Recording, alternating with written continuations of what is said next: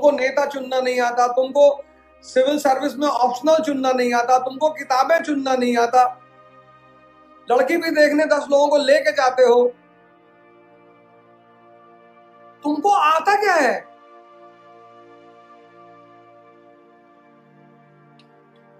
अपने देश के सन्यासियों का मजाक उड़ाओगे,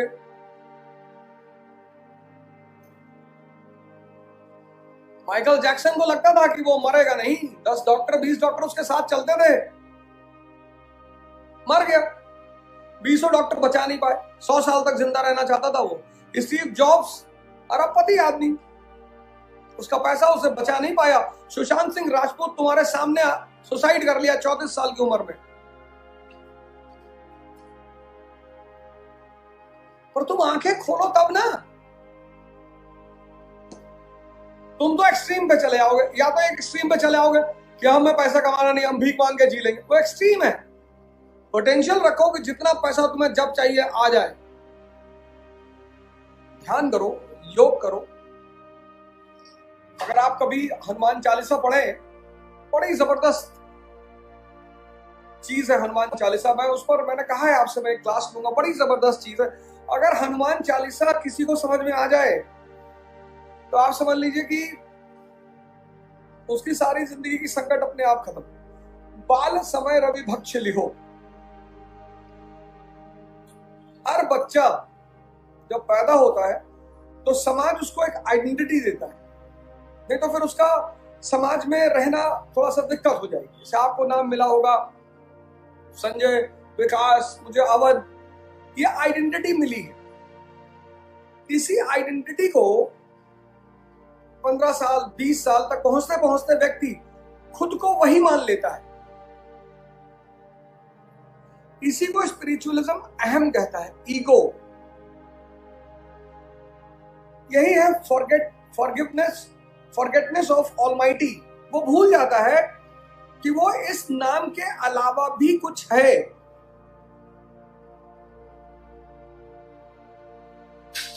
तो बाल समय रवि भक्ष लियो। रवि मतलब सूरज, सूरज मतलब प्रकाश, प्रकाश मतलब ज्ञान। तब तीनों लोक भयो अंधियारो। तो तीनों लोक, मन का लोक, हृदय का लोक, जीवन का लोक, सब जगह अंधेरा छा गया। इसी को हम स्पिरिचुअल वर्ल्ड में कहते हैं ग्रहण, छाया। छाया का कोई अस्तित्व नहीं है, अंधकार का कोई अस्तित्व नहीं। मैंने शायद इस मुद्दे पर आपको बोला भी था कि एग्जिस्टेंस और एग्जिस्टेंशियलिज्म दो अलग अलग चीजें। अगर ये दोनों बातें आपको समझ में आए तो बड़ा मजा आएगा आपको स्पिरिचुअलिज्म की फील्ड में चीजों को समझने में। ग्रहण का बड़ा महत्व है कि आपके अहम ने आपको ग्रहण कर रखा है, आप पे ग्रहण लगा रखा है। वरना आपकी पोटेंशियल, हर इंसान की पोटेंशियल धरती से लेकर आसमान तक है। ये सिंबॉलिक है कि मतलब अनलिमिटेड। अब वो चपरासी बनकर खुश है, ये उसकी मर्जी है।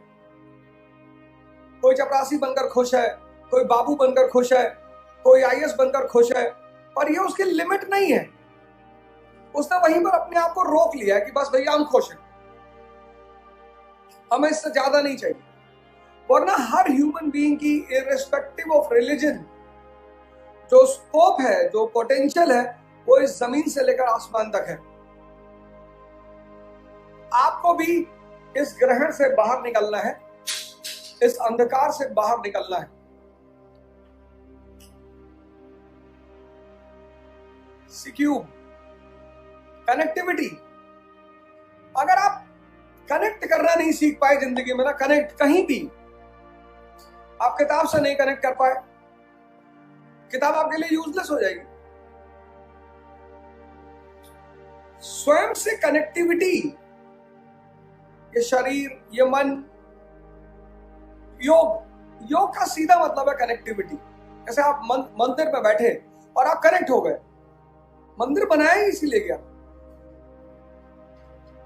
कल मैंने पोस्ट डाली थी, आपने गौर किया होगा कि जिस मनोदशा से आप सिनेमा हॉल में जाते हैं, बियर बार में जाते हैं, क्लब, मस्ती में जाते हैं, मस्ती में कि मजा आएगा, अगर उसी मनोदशा से आप मंदिर जाने लगे, मस्जिद जाने लगे, चर्च जाने लगे, सर इस दुनिया का सारा बवाल ही खत्म हो जाएगा। योगा मतलब कनेक्टिविटी, अपने आप को अपने आप से कनेक्ट करना। सर, राजा में और सन्यासी में एक थिन लाइन डिफरेंस होता है। राजा समझता है कि दुनिया में अपना कुछ भी नहीं है, समझता है। सन्यासी देखता है कि दुनिया में अपना कुछ भी नहीं है। बस यही डिफरेंस है।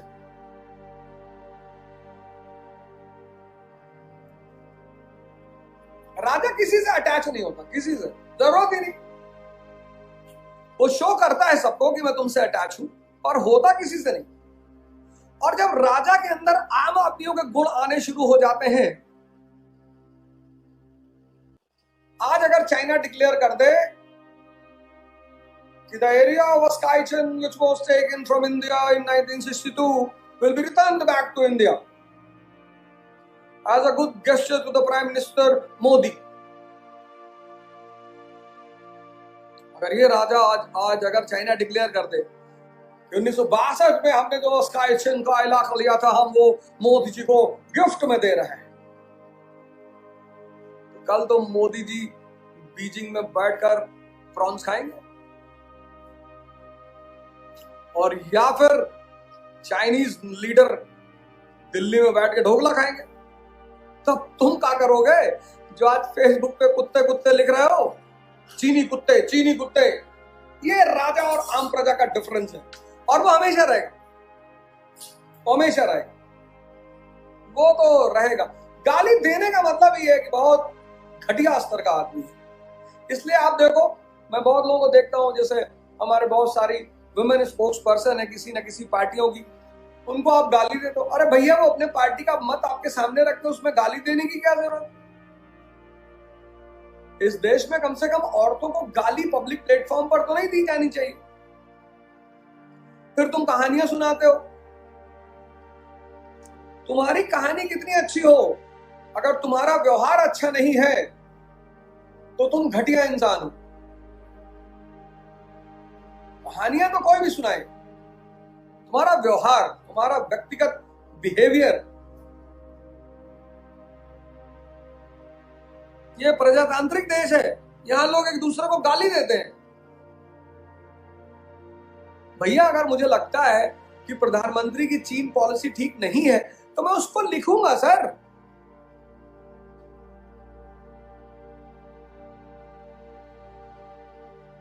अपोजिशन जो है वो डेमोक्रेसी की जान है। There will be no democracy without opposition. यहां ऑपोजिशन का मतलब वो गांव के पट्टीदार नहीं जिन्होंने आपके खेत में पेड़ लगा लिया है। यहां ऑपोजिशन का मतलब जो सरकार के किसी भी काम को सरकार के नजरिए के अतिरिक्त किसी नजरिए से देखते हैं। सरकार किसी पॉलिसी को बनाती है एक पर्सपेक्टिव को लेकर, अपोनेंट उस पर्सपेक्टिव को अप्रिशिएट भी कर सकता है, उस पर्सपेक्टिव के अलावा एक और पर्सपेक्टिव दे सकता है। ये काम है सरकार अपोजिशन का। ये डेमोक्रेटिक कंट्री है, कोई सोनिया गांधी को गाली दिए जा रहा।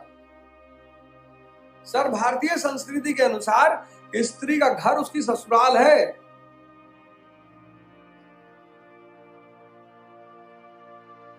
तो आप सोनिया गांधी को गाली नहीं दे सकते। मोदी जी हमारे देश के प्रधानमंत्री हैं, एग्जीक्यूटिव हेड है, हम उनको भी गाली नहीं दे सकते। अपने राजा को हम गाली देंगे तो बाहर के लोग क्या करेंगे? इतनी गंद इस मतलब फेसबुक पे रहती, इतनी, और ज्यादातर समय तो मैं पढ़े लिखे लोगों को देखता हूं। एक वो दक्षिण का सन्यासी है सदगुरु जी, आपको नहीं पसंद आते ना, आप मत कमेंट करिए। क्यों गाली लिखते हो आप? जग्गी वासुदेव चोर हैं। जितने की बाइक उसके पास है ना, उतने में तुम्हारी साथ कुछ निकल जाएगी। उतना ही करके दिखा दो, झूठ बोल के ही करके दिखा दो। इस दुनिया में कौन तरक्की नहीं करना चाहता? सब चाहते हैं। झूठ बोल ही नहीं पाते लोग इस दुनिया में। आर्ट है ना वो। जब बोल नहीं पाते तब कहते हैं भैया मैं झूठ ना बोलता हूं ना मैं बर्दाश्त करता हूं। तुम बोल नहीं पाते हो।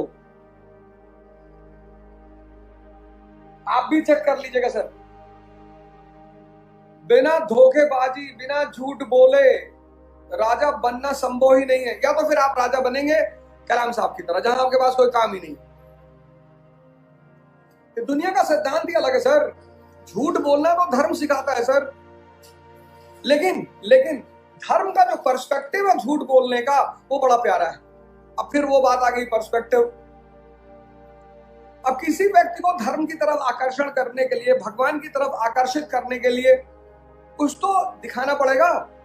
तो धर्म ने स्वर्ग की कल्पना की।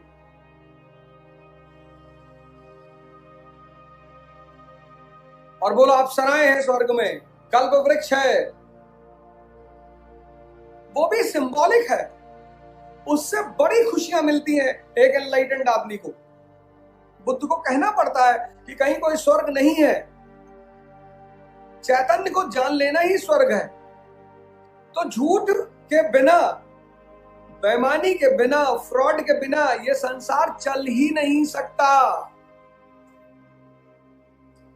इसीलिए जो बहुत इनोसेंट हार्टेड आदमी हैं, बहुत अच्छे लोग हैं, या तो वो संसार से अलग हो जाते हैं या सन्यासी हो जाते हैं, और बड़े एक्सट्रीम केसेस में सुसाइड भी कर लेते हैं। क्योंकि जो बहुत अच्छे लोग हैं वो तो भाई सबका भला करते हैं, सबका अच्छा करते हैं।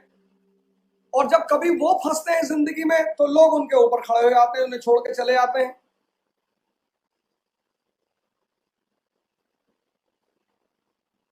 हमारे कानपुर में है इकरा IAS बाय ओझा सर।